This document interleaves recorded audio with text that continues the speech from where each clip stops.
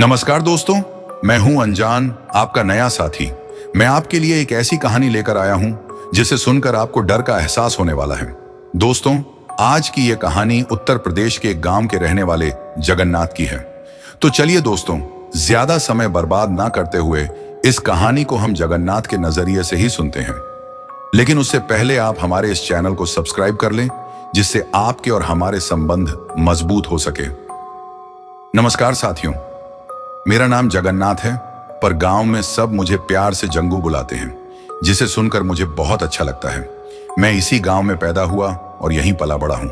हमारा गांव छोटा सा है, चारों ओर खेत है और बीच में बसा हुआ। गांव के बीचों बीच एक बड़ा पीपल का पेड़ है। ये पेड़ जितना पुराना है, उतनी ही पुरानी इसकी कहानियां भी हैं। कहते हैं इस पेड़ के नीचे एक चुड़ैल रहती है। ये कहानियां मैंने बचपन से सुनी हैं, पर कभी यकीन नहीं हुआ। पर जो कुछ मैंने खुद अपनी आंखों से देखा, उसके बाद मैं इस चुड़ैल की सच्चाई पर शक नहीं कर सकता। यह घटना उस साल की है जब मैं करीब 25 साल का था। उस समय रात में गांव के बाहर जाने की हिम्मत किसी में नहीं थी। कहते थे रात को पीपल के पेड़ के पास से कोई गुजरे तो वो चुड़ैल उसकी जान ले लेती है। एक दिन गांव में एक शादी थी और मैं देर रात तक वहीं रुका रहा। जब शादी से वापस लौट रहा था तो करीब आधी रात हो चुकी थी। गांव के रास्ते से गुजरते हुए जब मैं पीपल के पेड़ के पास पहुंचा तो हवा अचानक से ठंडी हो गई। चारों ओर सन्नाटा था। मैंने सोचा जल्दी से घर पहुंच जाऊं, पर जैसे ही मैं पेड़ के पास से गुजरा, मुझे लगा कि किसी ने मेरे कंधे पर हाथ रखा है। मैंने पीछे मुड़कर देखा, पर वहां कोई नहीं था। मुझे लगा कि शायद ये मेरा वहम था और मैं तेज कदमों से आगे बढ़ने लगा। लेकिन तभी अचानक पेड़ के नीचे से एक आवाज आई, जगन्नाथ। वो आवाज धीमी थी, पर उसमें कुछ ऐसा था जो मेरे रोंगटे खड़े कर गया। मैंने देखा एक सफेद साड़ी पहने और बिखरे बालों वाली औरत पेड़ के नीचे खड़ी थी। उसका चेहरा मैंने साफ नहीं देखा, पर उसकी आंखें अजीब तरीके से चमक रही थीं। वो मेरी तरफ देख रही थी और उसका चेहरा जैसे धीरे धीरे अजीब होता जा रहा था। मेरे पैर जैसे जम से गए थे। मैं हिल नहीं पा रहा था, ना ही आवाज निकाल पा रहा था। वो औरत धीरे धीरे मेरी तरफ बढ़ने लगी। जैसे ही वो मेरे करीब आई, उसकी सांसों की बदबू से मेरा दम घुटने लगा। तभी मैंने जोर से बचाओ चिल्लाया और गांव की ओर दौड़ पड़ा। मैं किसी तरह दौड़ता हुआ गांव के चौपाल तक पहुंचा। वहां कुछ लोग जागे हुए थे। उन्होंने मुझे इस हालत में देखा तो सब भागकर मेरे पास आए। मैंने उन्हें सब कुछ बताया, पर कोई यकीन नहीं कर रहा था। उन्होंने कहा कि मैं डर गया हूं, पर मैं जानता था कि मैंने जो देखा वो सच था। उस घटना के बाद मैंने कभी भी उस पीपल के पेड़ के पास जाने की हिम्मत नहीं की। लेकिन गांव के लोगों में इस चुड़ैल की कहानियों ने और भी डर पैदा कर दिया। गांव के बुजुर्गों ने कहा कि यह चुड़ैल उसी औरत की आत्मा है जिसकी शादी के दिन धोखे से हत्या कर दी गई थी। उसकी शादी के दिन जब सब लोग खुशी मना रहे थे, तभी उसके होने वाले पति ने उसे धोखा देकर किसी और से शादी कर ली थी। इस सदमे में उसने उसी पीपल के पेड़ के नीचे जाकर आत्महत्या कर ली थी। कहते हैं कि तभी से उसकी आत्मा वहीं भटक रही है और वो हर उस व्यक्ति से बदला लेना चाहती है जो उसकी तरह धोखा खाता है या उसे अनदेखा करता है। गांव के कुछ नौजवानों ने इस बात को चुनौती मानकर एक रात उस पेड़ के पास जाकर देखने की ठानी। उनमें से कुछ ने कहा कि यह सब बकवास है, कोई चुड़ैल नहीं होती। लेकिन उस रात जो हुआ, उसने सबकी बोलती बंद कर दी। वो 4 नौजवान थे, रमेश, सुरेश, मोहन और अनिल। सबने तय किया कि वो आधी रात को पीपल के पेड़ के नीचे बैठेंगे और अगर चुड़ैल की बात सच निकली तो पूरे गांव को बताएंगे। उन्होंने अपने साथ मशालें और डंडे भी लिए ताकि अगर कुछ अनहोनी हो तो उससे निपट सकें। जब वो सब आधी रात को पेड़ के पास पहुंचे तो वहां का माहौल बिल्कुल शांत था। हवा भी जैसे रुक गई थी। उन्होंने हिम्मत दिखाई और पेड़ के नीचे बैठ गए। कुछ समय तक कुछ नहीं हुआ, बस सन्नाटा था। रमेश ने हंसते हुए कहा, देखो कुछ नहीं हुआ, सब डरते हैं बेवजह। पर तभी अचानक पेड़ की शाखाएं हिलने लगी।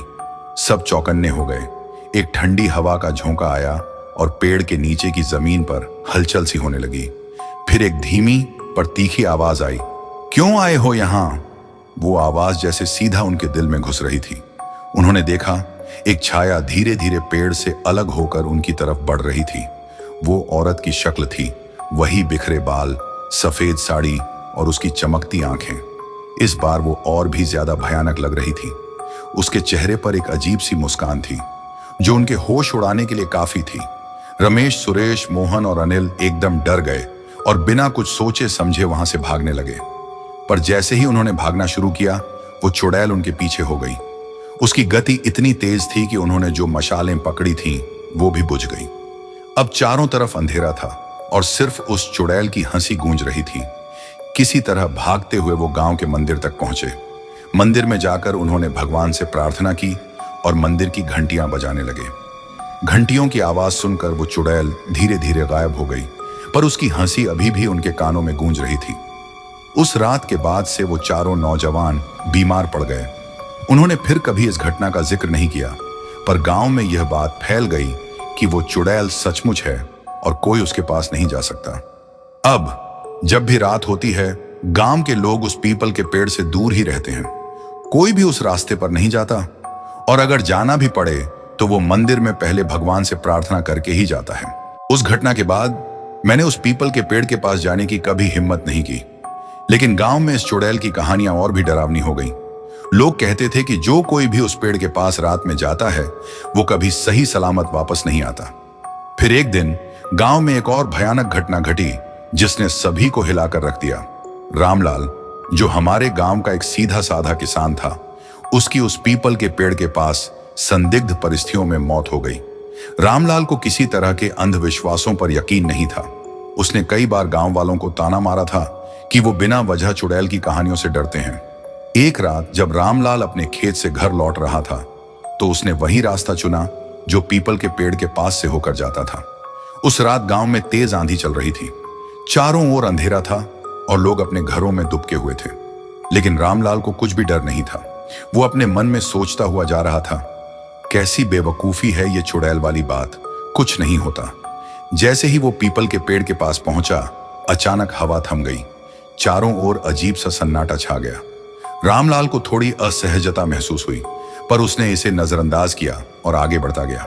तभी उसे लगा कि पेड़ के नीचे से कोई उसे पुकार रहा है, रामलाल, रामलाल।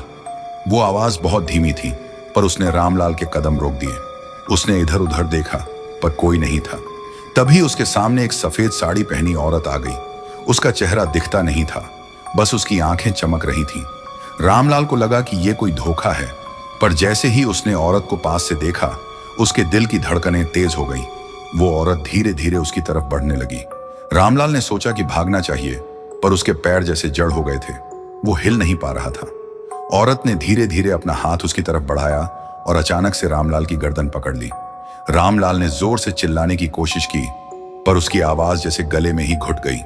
अगली सुबह जब गांव के लोग रामलाल को खोजने निकले, तो उन्होंने उसे पीपल के पेड़ के नीचे मरा हुआ पाया। उसकी आंखें खुली हुई थीं और उसका चेहरा डर से विकृत हो चुका था। किसी ने भी समझ नहीं पाया कि रामलाल की मौत कैसे हुई, पर सबको यकीन हो गया कि वो चुड़ैल ने ही उसे मार डाला। इस घटना के बाद गांव के लोग और भी ज्यादा डर गए। अब कोई भी उस पीपल के पेड़ के पास जाने की हिम्मत नहीं करता। रामलाल की मौत ने सबको यह साबित कर दिया कि वो चुड़ैल सिर्फ एक कहानी नहीं, बल्कि एक सच्चाई है। रामलाल की मौत के बाद गांव में एक अजीब सी शांति छा गई, लेकिन डर भी बढ़ गया। लोग रात के वक्त बाहर निकलने से कतराने लगे और बच्चे भी शाम ढलते ही घर लौटने लगे। एक दिन गांव में एक बड़े आयोजन के लिए एक मेल समारोह आयोजित किया गया। सभी ने सोचा कि शायद इस आयोजन से गांव में कुछ खुशी और हिम्मत लौटे, पर किसे पता था कि उस दिन भी कुछ अनहोनी घटने वाली है। मेल के दौरान गांव के कुछ युवा लड़कों ने सोचा कि वो चुड़ैल की मौजूदगी की सच्चाई जानने के लिए एक साहसिक कदम उठाएंगे। उनमें से सबसे हिम्मती लड़के सुनील ने सबको चुनौती दी कि वो रात को अकेले पीपल के पेड़ के पास जाकर देखेगा कि क्या वहां सचमुच कुछ होता है। सुनील ने सबकी हिम्मत को चुनौती देते हुए रात के 10 बजे के बाद पेड़ की तरफ बढ़ना शुरू किया। उसकी आंखों में हिम्मत और दिमाग में केवल चुनौती का विचार था। उसके साथ केवल एक छोटा सा टॉर्च था और उसने अपने मित्रों से कहा कि अगर कुछ भी अजीब हो तो वो टॉर्च की चमक से संकेत देगा। जब सुनील पेड़ के पास पहुंचा तो चारों ओर सन्नाटा था। उसने पेड़ के नीचे बैठकर देखा, पर कुछ भी अजीब नहीं लगा। सब कुछ सामान्य प्रतीत हो रहा था। सुनील ने सोचा कि उसने चुनौतियों को आसानी से पार कर लिया है और अब लौटने की तैयारी कर रहा था। तभी अचानक हवा तेज हो गई, पेड़ की शाखाएं हिलने लगीं और एक सर्दी सी फैल गई।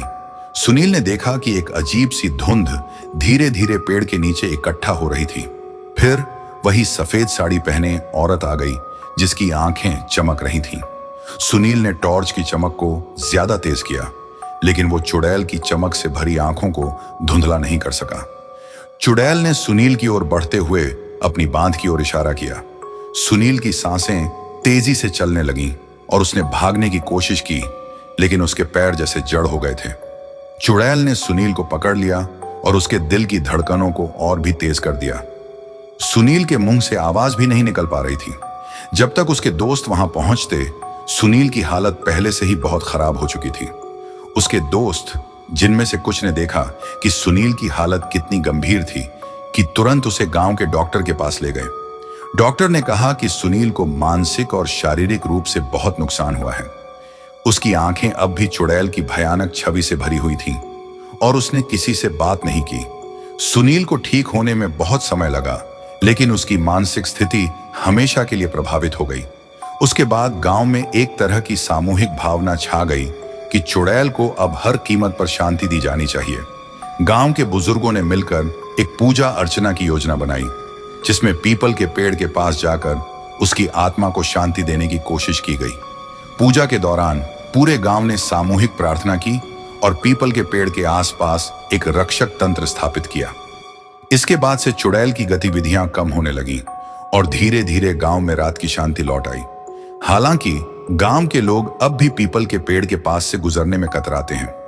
रामलाल और सुनील की कहानियां आज भी सुनाई जाती हैं और वो हमेशा याद दिलाती हैं कि रात के अंधेरे में क्या कुछ भयानक हो सकता है। गांव के लोग अब भी उस पेड़ की ओर से गुजरते समय भगवान से प्रार्थना करते हैं ताकि किसी भी अनहोनी से बचा जा सके। गांव में पूजा अर्चना के बाद बुजुर्गों ने तय किया कि पीपल के पेड़ को रक्षा सूत्रों से बांधकर उसे सुरक्षित किया जाए। इस निर्णय के पीछे उनकी मान्यता थी कि रक्षा सूत्र पीपल के पेड़ को चुड़ैल की नजर से बचा सकेगा और उसकी आत्मा को शांति प्रदान कर सकेगा। पूजा की तारीख तय की गई और गांव भर के लोग उस दिन जुटे। सुबह से ही तैयारी शुरू हो गई। गांव के मुख्य मंदिर में विशेष पूजा का आयोजन हुआ। पंडित जी ने सभी लोगों को मंत्रों के साथ पूजा करने के लिए कहा। पूजा में शामिल होने के लिए लोग विभिन्न प्रकार की देवताओं की फोटो, रंग बिरंगे धागे और रक्षा सूत्र लाए। जब पूजा संपन्न हो गई तो गांव के युवा और बुजुर्ग पीपल के पेड़ के पास गए। वहां एक विशेष आयोजन किया गया। पहले पेड़ के चारों ओर सफेद कपड़े से घेरा बनाया गया। फिर पंडित जी ने मंत्रों के साथ रक्षा सूत्र तैयार किए और इन्हें एक एक करके पेड़ के चारों ओर बांधा। ये रक्षा सूत्र अलग अलग रंगों के थे और उनमें से कुछ पर विशेष मंत्र भी लिखे गए थे। जैसे ही रक्षा सूत्रों को पेड़ के चारों ओर बांधा गया, लोग भी अपनी प्रार्थनाएं करते गए। हर व्यक्ति ने अपने अपने तरीके से दुआ की कि पीपल के पेड़ को चुड़ैल की नजर से बचाया जाए और गांव में शांति बनी रहे। इस आयोजन के बाद लोग महसूस करने लगे कि गांव में माहौल थोड़ा बदल गया है। पीपल के पेड़ के पास से अजीब घटनाएं कम होने लगीं और चुड़ैल की गतिविधियां भी बंद हो गईं। अब गांव वाले आराम से अपनी रातें बिताने लगे और पीपल के पेड़ के पास से गुजरते समय भी वे अब डर महसूस नहीं करते थे। हालांकि लोगों की यादें और कहानियां अब भी जीवित हैं। रामलाल और सुनील की घटनाएं गांव की यादों में बसी हुई हैं और वो बार बार याद दिलाती हैं कि कैसे एक साधारण सा पेड़ एक भयावह रहस्य के रूप में सामने आ सकता है। गांव के बुजुर्गों का मानना है कि रक्षा सूत्रों ने पेड़ को चुड़ैल के प्रभाव से सुरक्षित कर लिया था और अब गांव में शांति बनी हुई है। पीपल का पेड़ अब एक संरक्षित स्थान बन गया है और लोग वहां जाकर केवल भगवान की पूजा करते हैं। वो सुरक्षा सूत्र आज भी पेड़ के चारों ओर बंधे हुए हैं और गांव वाले हर साल विशेष पूजा करके ये सुनिश्चित करते हैं कि चुड़ैल की आत्मा को कभी भी शांति की कमी महसूस ना हो। इस तरह पीपल के पेड़ को एक पवित्र स्थान के रूप में सम्मानित किया गया है और गांव में अब भी उसकी पूजा और रक्षा की जाती है। तो दोस्तों, आज की ये कहानी आपको कैसी लगी कमेंट करके हमें जरूर बताएं। अब शुरू करते हैं वो सिलसिला जिसके बारे में मैंने आपको बताया था। अब मैं उन लोगों के नाम लूंगा जिन्होंने मेरी पिछली वीडियो में कमेंट करके अपना नाम और वो हमारी कहानी को किस जगह से सुन रहे हैं बताया है। तो अब मैं उनके नाम लेता हूं। तो सबसे पहले है निरुपमा नायक है उड़ीसा से, रविंदर है आगरा से, नदीमुद्दीन है तेलंगाना से, सिप्पा ब्रार है बठिंडा पंजाब से, निशी है दिल्ली से, विनोद जायसवाल है कोलकाता से, राजीव कुमार सक्सेना है यूपी से, अनु गायकवाड़ है अंधेरी मुंबई से, सत्या नारायण है ओडिशा से, सीमा है महाराष्ट्र से, उमर है पाकिस्तान से, सूरज पंडित है आगरा से, किशन है गोरेगांव से और अब सबसे आखिर में सागर है असम से। तो दोस्तों, ये थे उन लोगों के नाम जिन्होंने हमारी पिछली वीडियो पर कमेंट करके बताया था कि वो हमारी कहानी कहां से सुनते हैं। तो दोस्तों, आज के लिए बस इतना ही। कल फिर मुलाकात होगी एक नई कहानी के साथ।